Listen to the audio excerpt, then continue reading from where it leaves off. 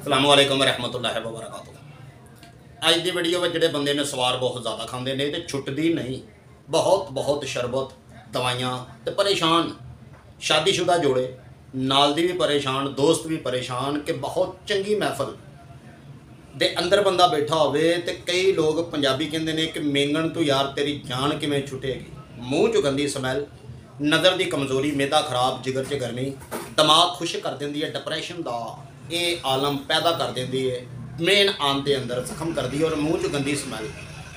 जिथे जिथे बंदा नसवार रखे उस मसूड़े तो खून दियाँ शरियाना बंद होंदियां और दंद ते दाग बड़ी छेती पै जांदा।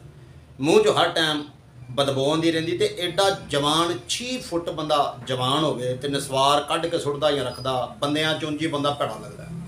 नुस्खा नोट कर लवो, मरकांग तुहां लैना, मर कंघी लैनी है तो अवदा लेना 1-1 तोला, तमाम चीज़ों कुट पीस लवो, मनक्के जी की गोली बना लवो तो नसवार वांग ही इनू रखना है।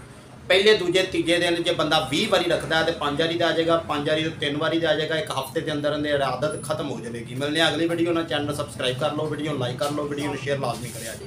थोड़ी खिदमत हाजिर हकीम मोहम्मद आमिर अल मरूफ बाबा जी सन्यासी, अल्लाह निगहबान।